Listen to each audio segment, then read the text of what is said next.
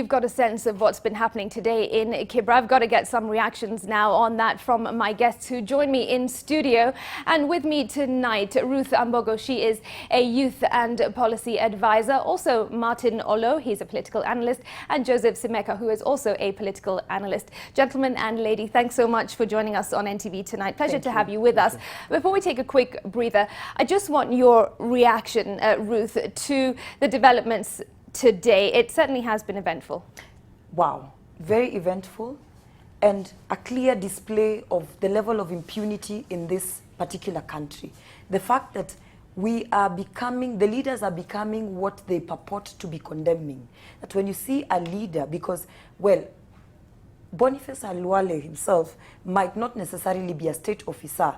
If he was a state officer, right now we would be having discussions around the Leadership and Integrity chapter, which stipulates as one of the principles of leadership and integrity in this country that one should hold authority bestowed upon them by the people in a manner that brings honor and respect to the particular office that he or she holds. Is there any respect in the manner in which Boni Khalwale held himself out at Kibra today? Absolutely not. And I would like to say that we can still consider him as a state officer by the fact that he once held the position and he is still engaging with persons who are state officers, who are members of parliament, who are leaders, who apparently call out violence and say that the youth should not engage in violence, yet they themselves are at the forefront of perpetrating violence. It is very unfortunate that today actually I spent a better part of my day at Kibra.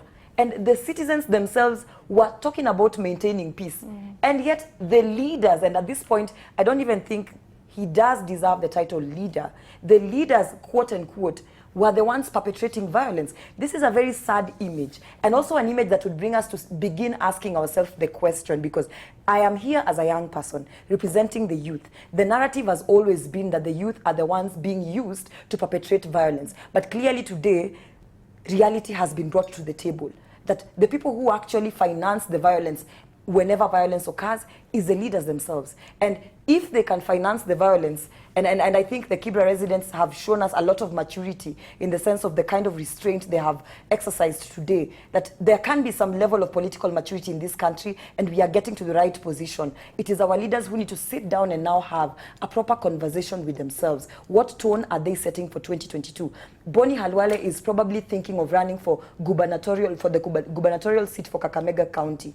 I would be very ashamed and very embarrassed to meet a Kakamega voter who will risk voting for such kind of impunity displayed right before our screens. All right, let me bring Martin in. We know that some of our leaders have such a reputation. So are you surprised at what you've seen? Absolutely not. I mean, Khalwale was just behaving the Khalwale. When he's not doing this, he's cheering on bulls when bulls are fighting. Now he's cheering on people fighting. The shame of it, of course, is that this is a man that we host on various media to do analysis on political issues. Now, that's not what we need. We need a demonstration of reason, rationale, and perhaps you also need to admit. Now, you've seen some of the early discussions where rather than just say, look, guys, we were in a contest, and looks like we've not done as well. They say, no, we've done very well. You know, in fact, we only had a candidate for 60 days. Of course, they had a candidate for 60 days. So was Imran a candidate for 60 days. So was Owalo. Because nobody had planned Ken Okoth's death. So everybody who came in said, look, let's give it a chance. The basic point is that we have to be decent enough to accept defeat and humble enough to take victory with humility. And that's what is going to take us forward. This was not a fight. This was a contest, at best, a competition of ideas, if there were any ideas, a competition for leadership. After that, normal life will resume. I mean, Marega will go back to his number 17 and do his betting and other things. I mean, he was a reluctant politician, as we know, but he was forced to be in. This was not about Marega. It was not about the people of Kibra. The political class turned this into their game.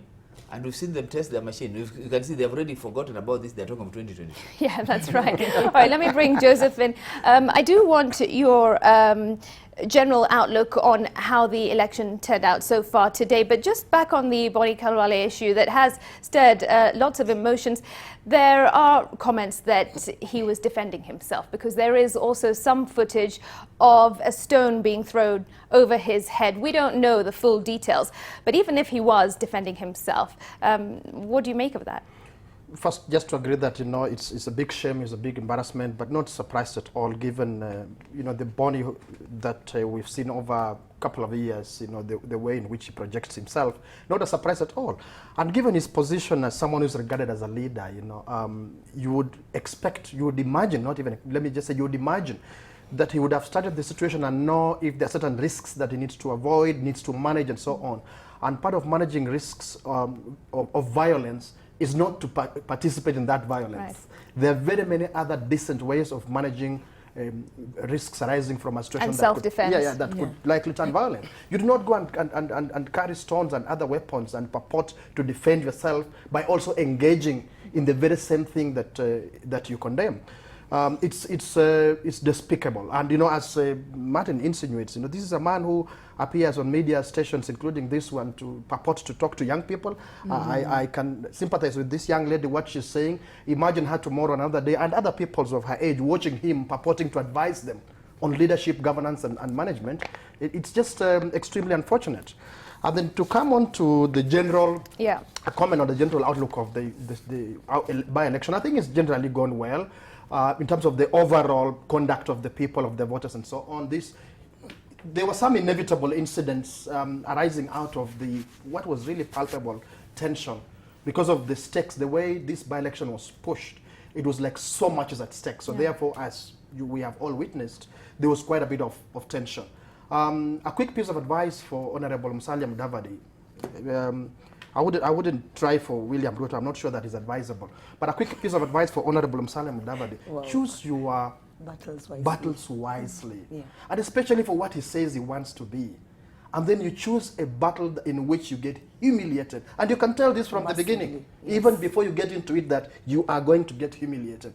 Why would you do that? Right. Especially because of what he says he wants to be. I singled him and William Ruto out deliberately because they say they want to be president. Right. That's why I singled them out. All right. Yeah. Thanks very much for that initial reaction.